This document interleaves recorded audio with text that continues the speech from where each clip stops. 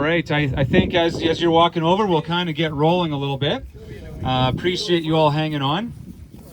These pea plots don't look so hot, do they? So they were planted in late May, same time as all the rest. The faba beans were planted quite early, so those were planted like mid-April, and this was planted late May. So that's why it doesn't make sense the stage they're at, right?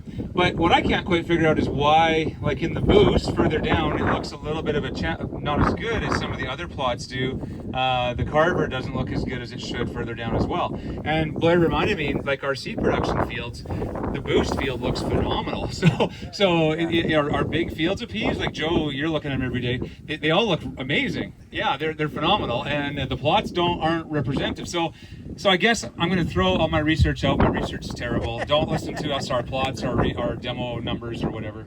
So whatever. But anyways, the numbers we get off of here, I take them with a grain of salt because of this, and I think we're going to write that on the chart and throw a picture of what this looked like. But I think what we're going to do with the combine is I think we're going to square all this up to the best area possible. So maybe we just square it up into the middle and then we just harvest the other end to try and be a little more fair to all the varieties, because you get spots like this was a little bit of a dip in one plot and not in the other because of some excess rain or where the pivot dropped too much water. So I think we'll try and square it up a little bit more fair. Forest is a green pea. I got a nice field of that on the highway, just a half a mile from Enchant. Ezra, do you want to say anything about Forest? Or it's kind of the main green for Secan, I would say. It's the main green in the marketplace. So green peas, $3 a bushel more than yellows still, maybe. So if you want to consider some greens, where is that? just market emails, like there's still buyers that are $3 higher than yellows, I would say. So what's the finickiness of it then, Greg? Like malt, I always compare green to malt barley, but is it just color? Yeah, it's mainly color. It's smaller buyers. It's the big guys are in it, like the Viteras and whatnot. But yeah, it's a little bit of a small market, so it's a little more. Is that buyers still have money to pay me and stuff like that in some cases. But yeah, bleaching and that's the challenge with that, is if you don't get rain, sometimes you can get 1 or 2% bleach. In weather like this, like it's almost like it's too hot in the south. They're more grown in central Alberta and a bit in the Peace and central Saskatchewan, but down in this area, we hear of a lot of green pea growers. We're mainly yellow growers. So if it doesn't make gray, what's the deduction? Are you back to yellow pea pricing? Yeah, if you don't make gray deduction, I think, and who else in the prairies or the world doesn't have grade, what the discounts are, and are you back to? So I would say most people would have a contract with an act of God, so that if it did go wrong, you're not obligated to deliver something that nobody has, and then you end up in the feed market or whatever. So that's the challenge, is you could take a hit if you have rain or bleaching too high just because of the environment and not even rain. So so green peas priced high, that attracts some people. So when it comes to yellow peas, Boost is new this year, so that's a totally different genetics than we're used to growing. So that's part of the attraction to it, is is there something different going on with that variety that we're not seeing normally in the pea varieties? Our production field looks phenomenal, way better than this plot. So I'm not sure exactly why the plot looks terrible the whole way through. Same seed came for both. The Hickey here, remember I said about the CDC, we just can't seem to get the big yields out of these varieties, but the plot looks phenomenal, doesn't it? So I don't know what's going on. And then the Julius, it looks amazing. That's a long-awaited variety. That we've been growing that variety for like 5 years, it feels like. And there was always production problems with other seed growers as they were multiplying seed. And peas take forever to multiply up as well because you got high use rates. So Julius, it's available this year. The Beyond, the Boost. We're not going to even have Carver available because I don't think we need it. And then cost-wise to plant them, the Julius and Beyond are smaller seed size than, say, a Carver or what a Chrome was. So your cost and seed treatment costs could be $20, $15 an acre less, and you're going to get equal or better yields out of it. So, and better seed coat breakage risk as well. Paulette or anyone else want to comment anything on these varieties who are representing these things? Colette's always got something. The Beyond looks better, really good as well. I like the look of that one.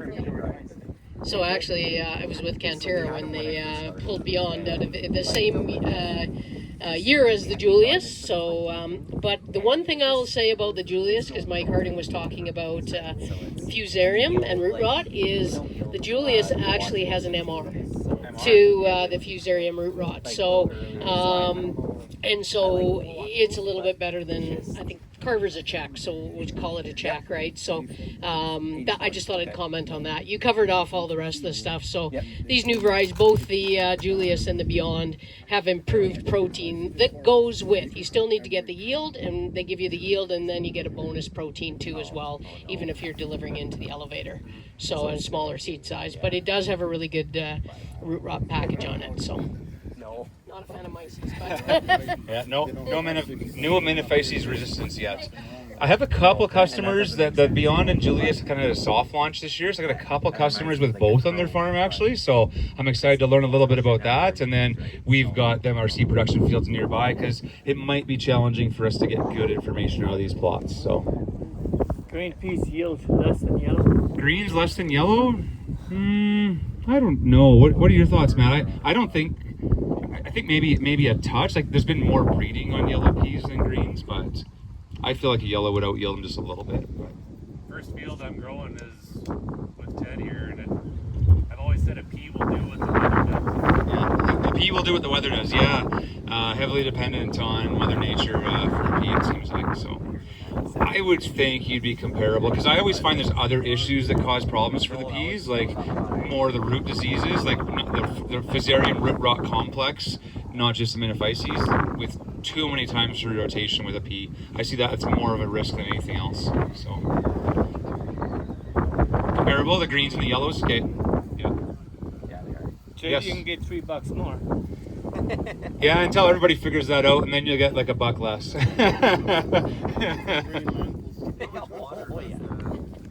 Ooh, I didn't check that actually. How much water has the field had? Well, we had a good spring with lots of snow melt, and then rains in late May. Oh, I hardly could guess. And then they've tried to water, so we kind of messed up on where we wanted to put stuff because all of a sudden we're like, oh, let's put the peas here, and that slough caused some issues too.